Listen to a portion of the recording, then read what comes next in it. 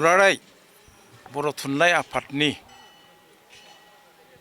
हरखाबै मैयासो रुंसारि जालांबाय गेदेमा थरेन बर' सारा जिल्ला हिसाबै उदालगुरि जिल्ला हिसाबै बर' थुनलाइ आफादनि बारग' आफादगिरि थरेन बर'नि दुखु सान जों फालिदों। लोगोसे मान होनानै जोंनिनो थाखानाय दुलाराय ब्रह्म धर्मनि फिरफिला बे फिरफिलाजोंनो जों मान होनानै आधा एबा खावसे जों फिरफिलाखौ थिखांनानै थरेन बर' सारखौ दिनै जोबथा जों मान होदों। बुंनो थाङोबा रुंसारि थरेन बर' सारा गोबां बर' हारिनि माहारिनि गोबां खामानि मावलांदों। जों बुंनांगोन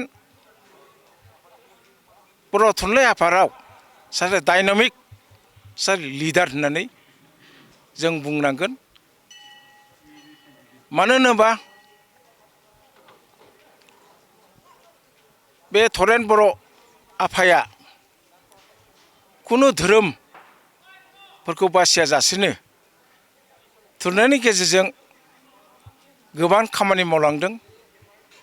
बेबादिनो रुंसारि थरेन बर' आफाया गोबां ब्रह्म धर्मनि बिजाब लिरनो गालांदों।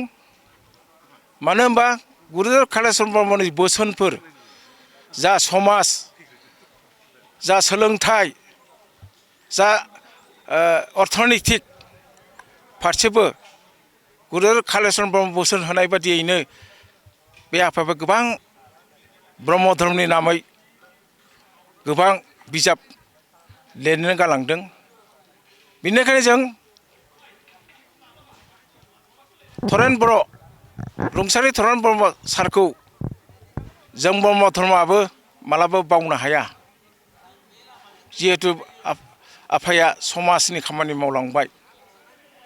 बेनिखायनो उदालगुरि जिल्ला ब्रह्म आफादनिफ्रायबो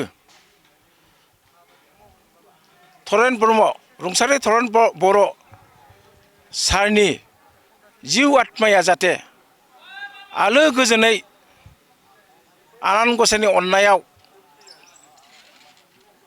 जायगा मोनहैथों बेखौ आसा खालामनानै आङो दिनैनि सारनि जि बिहोमा मावलांनाय बेफोरखौ जों बावनो हाया। बेनिखायनो आं दिनैहाय दुलाराय उदालगुरि जिल्ला जानानै आफानिसिम जा बिहोमा होलांबाय बे बिहोमाखौ जों बावनो हाया। बे हिसाबै आफानि आत्मा जाहाथे सान्थि भाबै सोरगोआव जायगा मोनहैथों बेखौ कामना खालामनानै इसोरनि खाथियाव आं आर'ज गाबनाय जाबाय। ओम।